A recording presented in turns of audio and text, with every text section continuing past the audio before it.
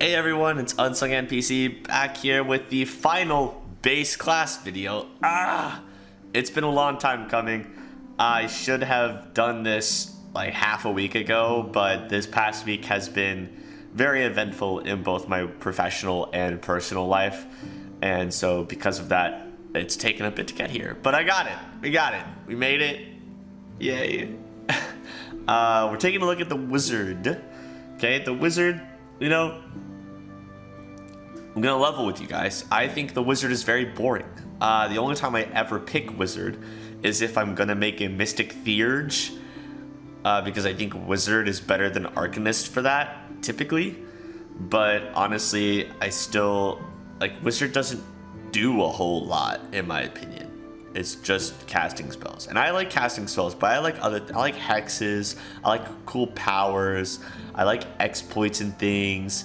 And not being able to have something like that along with my casting kind of sucks. So, yeah.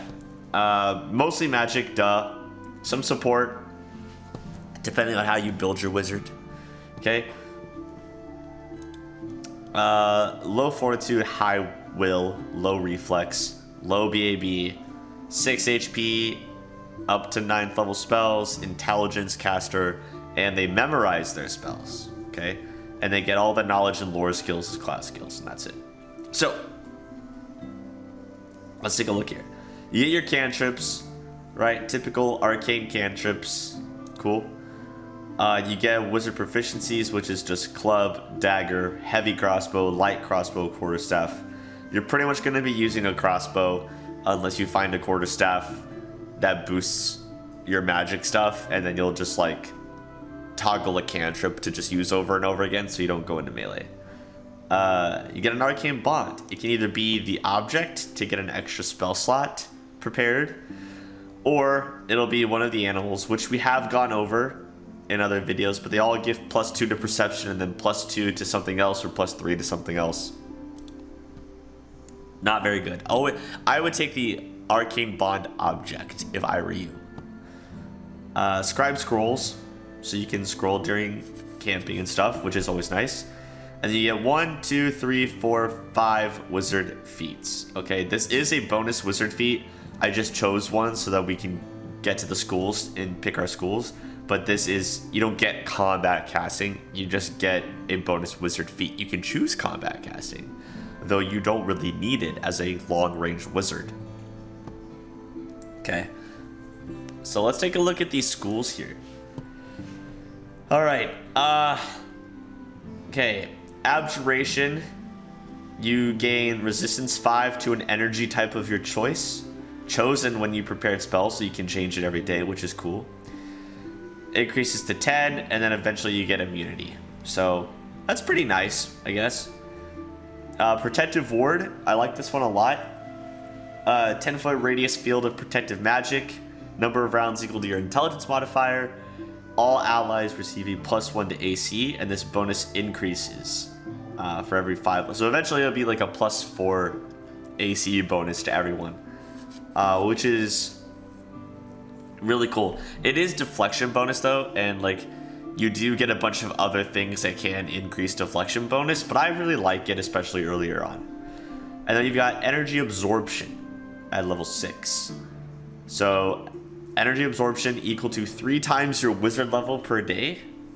And whenever you take energy damage, apply immunities or vulnerabilities or whatever first, and then apply the rest to the absorption. So that's actually, Absorption is generally one of my favorites, because if I make a full caster, I typically am doing a support character. For me. Yeah, you guys can build whatever you want. Casters can really go in any direction. I love building support casters, and so Abjuration is great for that because of the spells that you will be able to get extra slots for.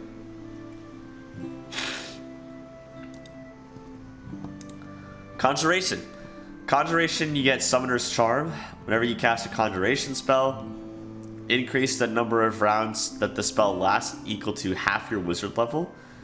That's cool. It's not increased by extend spell, but the basic rounds from the spell that come with the spell are extended by Extend spell.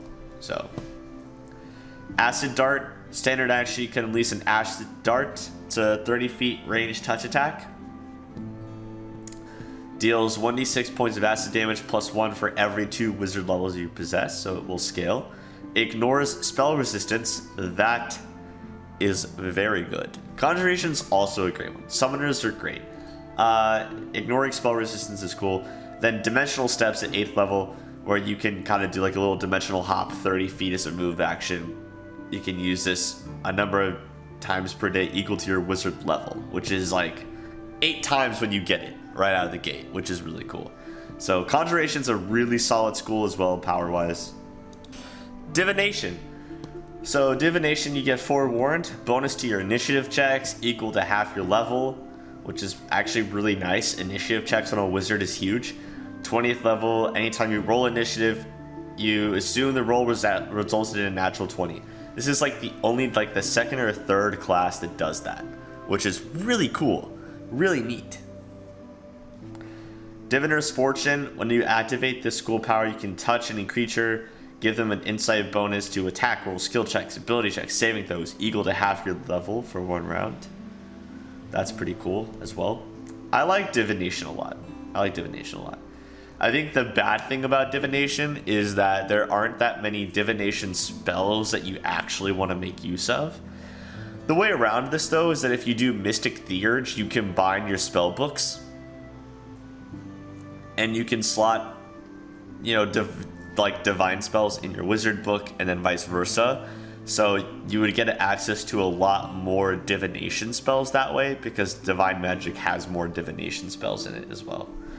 If you got Foretell, a 30-foot aura that aids your allies or hinders your enemies. So you choose to either aid or hinder. So if you aid, everyone gets a +2 luck bonus on ability checks. Okay. Hinder is -2 on all of those. Number of rounds per day equal to your wizard level. That is awesome. Wow. That's really cool. Yeah, divination magic is so dope. It's so good. Whenever I make wizards when I play D&D or Pathfinder tabletop, I typically make Abjuration or Divination wizards because I think they are the most fun to do.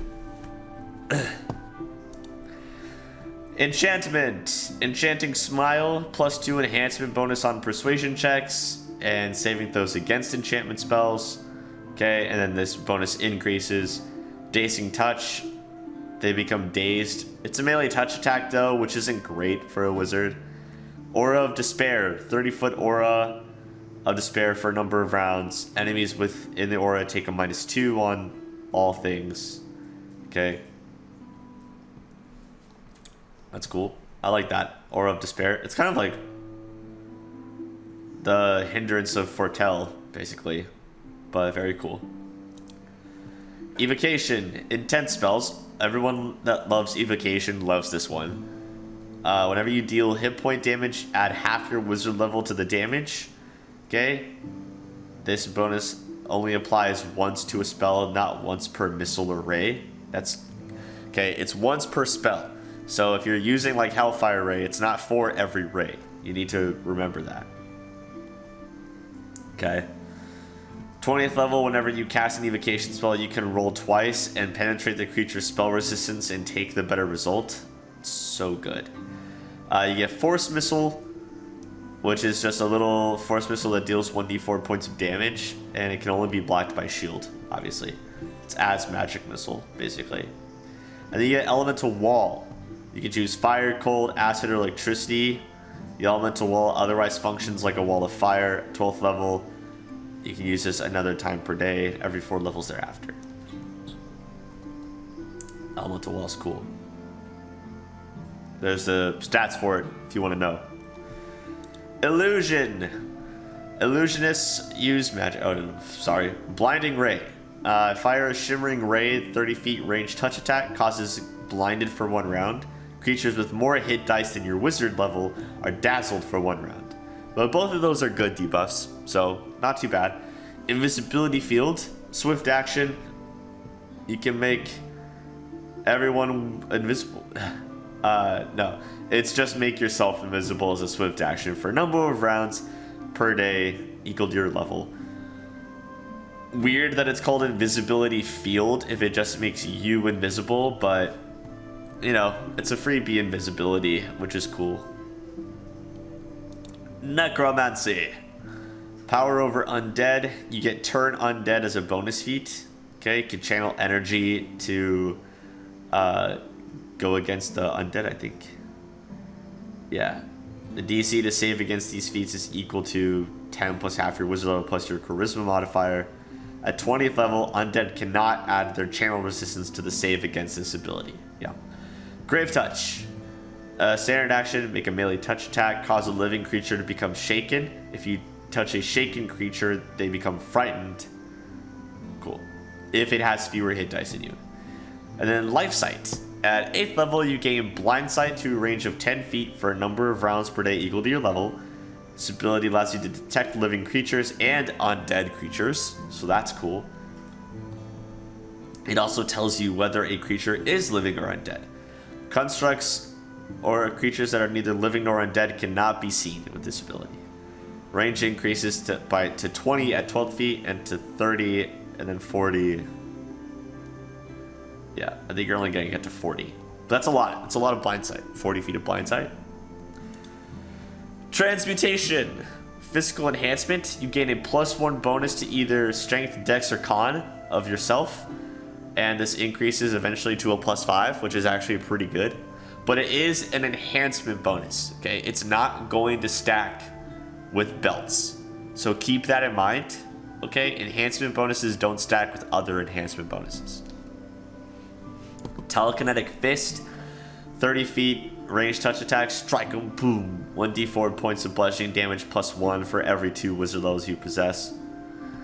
Change shape, number of rounds equal to your wizard level. You can use it as B-Shape 2 or Elemental Body 1. At 12th level, it's B-Shape 3 or Elemental Body 2. Universalist. One of my favorites again. Yeah, Abjuration, Divination, Universalist are my faves, for sure. Hand of Apprentice. Okay, you can cause your melee weapon to fly. I guess this is great if you're like a quarterstaff user, because you could just smack them with the quarterstaff. It still works as a melee, like, is it a melee? Oh, it's a ranged attack. Okay, good. It's a ranged attack with a thrown weapon. So damage will come from strength, but you will have dex to throw if you want. So, yeah, damage still relies on strength. Great, cool. And you get Metamagic Mastery. So, at 8th level, you can extend or alter the range of your next spell as though it has extended reach accordingly. You can use this once per day at 8th level, 1 additional time per day for every 2 levels you possess beyond. Okay, at 12th level, you can use 2 of those daily uses to empower. At 16th level, you can use 3 to maximize. And at 20th level, you can use 4 to quicken. So you're kind of getting all these metamagic feat things for free without having to really like memorize them specifically. I think it's super powerful. I mean, you're only gonna get, so 8th level, 2, 3, 4, 5, 6. Wait, I messed up. So you get, let's check here. Once per day at 8th level. So 1, 2, 3, 4, 5, 6, 7. So eventually 7 times. So you could use Quicken once per day. And then use Maximize, or you could use Maximize twice and then use an Extender Reach. Okay, I mean, it gives you quite a fair bit of use, I think. I think 7 of those across all of these feats is actually pretty useful. I like that a lot. I think Universalist is very powerful.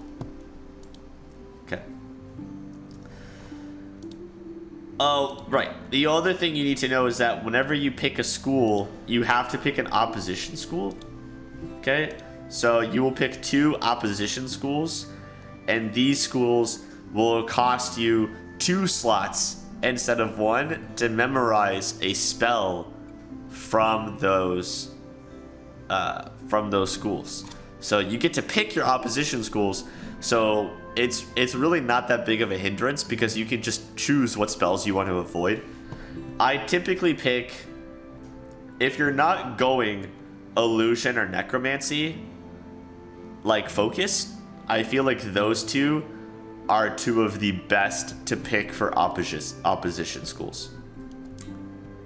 I feel like they are, because you're really not going to use them as much, I feel like, unless you're focusing on those 2 schools. In my opinion, people can be different. Conjuration could also be a good one if you're not focusing on Conjuration. So, yeah. Evocation, I would never pick. Absorption and Transmutation, I would also never pick. Divination, maybe just because there's so few of them. And then Universalist doesn't get opposition schools, but they also don't get the bonus slots for the school because there are no Universalist spells. So that's the trade-off there. Arcane Bomber. Arcane Bomber is nutty. All right. You lose Arcane Bond. Rip. You have to pick 4 opposition schools. 4 of them. Okay. 4. But it's fine because as an Arcane Bomber, you're mostly going to be channeling your spells into your bombs anyway. Okay, so you pick a flavor at first level. You can pick acid, cold, fire, or electricity. Okay, and your bombs will always do damage of that type. Number of bombs each day equal to your level plus your intelligence modifier. Okay, 30 feet splash weapon. Right, they are affected by point blank, weapon focus, things like that. 1d6 points of damage of the chosen energy type, plus additional damage equal to the intelligence modifier. Okay. And then Spell Blast Bombs. This is the kicker here. As a swift action, an Arcane Bomber can sacrifice one of your spells to empower the next bomb he throws during the turn. When he does this, he gains a bonus to hit with the next bomb he throws before the end of his turn equal to the level of the spell he sacrificed, and a bonus to damage equal to twice the level of the spell sacrificed. That's a lot if you sacrifice like a 9th level spell. You still get your feats and all of that. You don't get a specialist school though, but you do get 4 opposition schools, which is kind of a big deal. You still get Scribe Scrolls, no Arcane Bond. Yeah. I think we calculated this when we did Kingmaker videos, and a Spell Blast Arcane Bomber can exceed more damage than a regular Alchemist can. If you maximize the potential of everything, I think they can get an overall higher damage output than an Alchemist can, but they will get significantly less bombs. Okay? Because you can just keep getting more bombs as an Alchemist. So yeah. Wait, I don't know actually if you can get extra bombs as a feat here. That would be interesting. I don't think you can. I want to say no. Yeah. It doesn't say that you can get extra bombs. So that's weird. But you can do... Okay, yeah. This one is bomb or arcane bomb. But yeah, you can't get extra bombs. So you're not going to have as much bombs as an alchemist. There it is. Next is the Chiromancer. This is the Necromancy Dampier archetype. Okay. You do choose the Necromancy Special School. All your Necromancy powers are the same here. You don't get Arcane Bond, but you get Blood Infusion. So you can use Blood Infusion at first level in 2 different ways. One, increase the DC of the spell of a Necromancy spell by 1, or whenever you use a Necromancy spell, any creature damaged by the spell is sickened for a round. Okay? As well, whenever you use your blood infusion, you will take damage equal to 1d4 plus half your wizard level. Okay? You can only use one infusion at a time. You also get Special School Necromancy. Yeah, we already went with that. Okay, so you lose Arcane Bond. You lose your second feat here for Commanding Infusion, which allows you to give +4 to Strength and Con of any summoned skeletons, which is actually really cool for like Animate Dead. When you use Animate Dead, this still does damage you as well. It's all the infusions damage you, so be careful of that. But very cool. And you give up your last bonus feat for Perfect Infusion, where you can now use blood infusions without taking damage, which is really cool. I feel like this is just the way to go if you're doing, like, if you're going to do a Necromancy, there's no reason not to take the Chiromancer, because these things are just going to boost your Necromancy or your undead summoning even further. And like giving up a couple of wizard feats in this isn't that big of a deal, because you were probably going to take augmented summoning as an undead summoner anyway.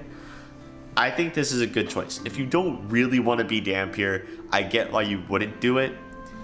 But this is cool. It would line up really well if you did Lich, because then the spell books would also merge, because it's Arcane spellbook merging. So that would be really cool as well. This will work really well with Lich. This works well if you're doing Necromancy at all. If you're doing Necromancer, this is Necromancer Plus. I'm calling it Necromancer Plus. If you're doing a Necromancy Wizard, you should take this one. You should. Elemental Specialists are Evocation Plus, because this is definitely, if you're doing Evocation and you don't take Elemental Specialists, you're just hurting yourself, okay? You do have to take a bonus Opposition School, so you will get 3 Opposition Schools instead of 1. Not that big of a deal, because you're just focusing on dealing damage anyway. You still get Arcane Bond, Specialist School, Evocation, all your Evocation powers, and you get Focused Element. Choose an element type. Any spell you deal that does spell damage converts to that element.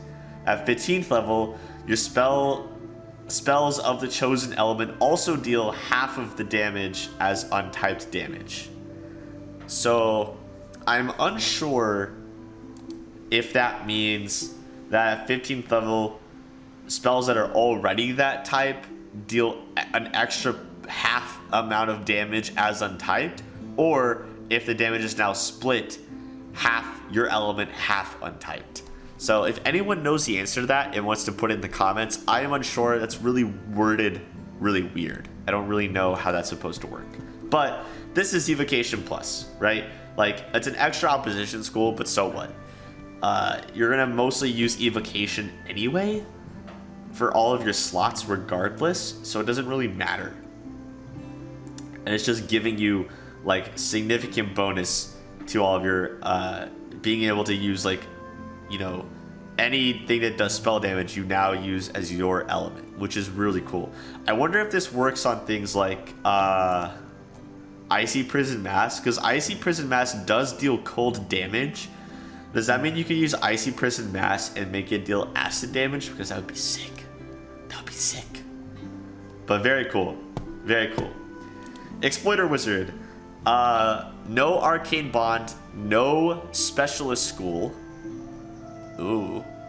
You get an Arcane Reservoir and 5 Arcane Exploits as if you were an Arcanist, except instead of using Charisma, you do still use Intelligence. So it's Intelligence for casting, Intelligence for Arcane Exploits. And then you get Greater Exploits unlocked at a certain point. And we've gotten over the exploits before, so we know what they are. I do think this is cool. I think if there are people that don't care about Specialist Schools or Opposition Schools and want a little bit more power stuff to use, like me, I think Exploiter Wizard is a really cool archetype. If it's your flavor, right? Scroll Savant. You give up 3 bonus feats for Scroll Focus. Basically, you add half your class level on used magic device checks. You will always take 10 to cast a spell if 10 on a roll is enough for a success. Scroll Specialization, okay, calculates the DC for any spell it contains using your intelligence modifier instead of the minimum for the spell of that level. And then Scroll Mastery, where you use your own caster level instead of the scrolls to cast a spell. Is this cool? Yes, if you're someone who uses scrolls often. If you don't use scrolls often, or for anything more than buff scrolls, which I wouldn't take this just to use buff scrolls. If you use scrolls if you don't use scrolls often, I think your 3 bonus feats are going to be far more valuable to you than this. The upside about Scroll Savant is that if you take Mystic Theurge, if you want to go Mystic Theurge, I mean, you'll be able to get up to Scroll Specialization before you have to stop. You're not going to get Scroll Mastery, though, and I feel like that's the best one out of the 3. So, I'm not a huge fan of Scroll Savant. I don't like that our companion that does Scroll Savant in the game is an Illusion Wizard. I don't like that. I feel like an Evocation Wizard Scroll Savant would have been really cool, or a Conjuration Scroll Savant, or an Absorption Scroll Savant, but Illusion's kind of weak, in my opinion, for Scroll Savant. I don't know. It's not my favorite. I wouldn't completely throw it away. I think there are those of you out there that really love scrolls and really use them, and maybe this will be useful for you, but I'm not a fan. Next is Spellmaster, which is Universalist Plus, but also just, in my opinion, the best archetype for Wizard. I think, in my opinion, is the best archetype for Wizard. Because shit gets crazy. You get Arcane Bond, but it has to be the Object Bond, which is the best bond anyway, so who cares? And you're actually going to get up to 4 extra uses of it, and only costing 2 of your feats, which is awesome. You'll be able to do Item Bond like 5 times a day. That's ridiculous. That's so many spells back. You also get Focus Spells. So once per day, you can increase a caster level by 4 of a single spell. You can do this twice per day at 8th level and 3 times per day at 16th level. 4 levels increase is a giant increase. Like, that's really good. And then you get Universalist School, which is really powerful. This is Universalist Plus. I wouldn't say it's Wizard Plus, but I would say it's the best one. If you're doing Mystic Theurge, this is not a good one, because all of your Universalist powers are like 8th and up, and you're going to miss out on 3 item bonds. So I would only do this if you're going full Wizard. Okay? Wizard is the best for your Mystic Theurge. Arcane Bomber, just do full Wizard.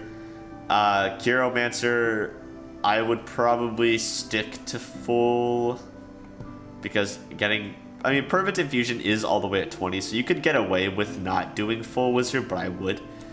Elementalist could go either way.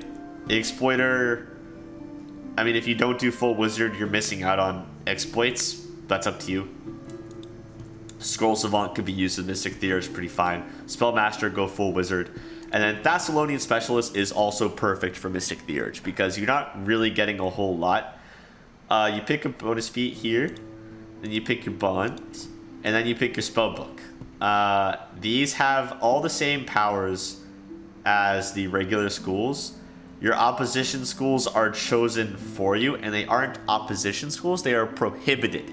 Means that you can't learn the spells, you can't use the spells from those prohibited schools at all. At all. Not even a little bit. Okay?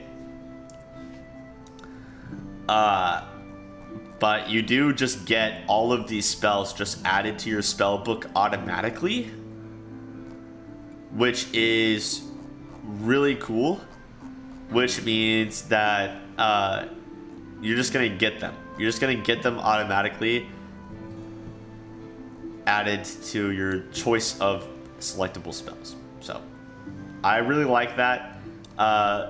Abjurations prohibited are Evocation and Necromancy. Necromancy is Abjuration and Enchantment.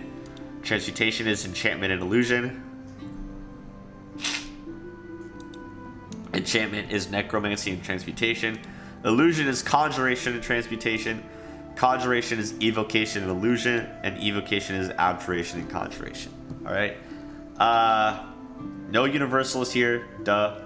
Yeah, I really like Thessalonian Specialist. I mean, whenever I choose a school, I focus in on that school anyway, so what's the point of even worrying about prohibited or abjuration or opposition schools? Like, it doesn't matter. I'm not that diverse of a user. Most casters will tend to focus, okay? So I like Thessalonian Specialist a lot out of these. But yeah, that is the Wizard. It's a pretty cool, I mean, it's a cool casting class. I just find it a little boring sometimes. That's just me, though. I like Spellmaster a lot, though. I think Spellmaster is cool. But that's the Wizard. Hopefully you learned a bit about it. If you did, like, subscribe, check out the Discord to join the friendly neighborhood. And yeah, awesome. Stick around. Next up is going to be Prestige classes and then eventually Mythic Pass. And I've got some other fun videos in between coming around. So yeah, I'm Unsung NPC and I will catch you guys in the next one.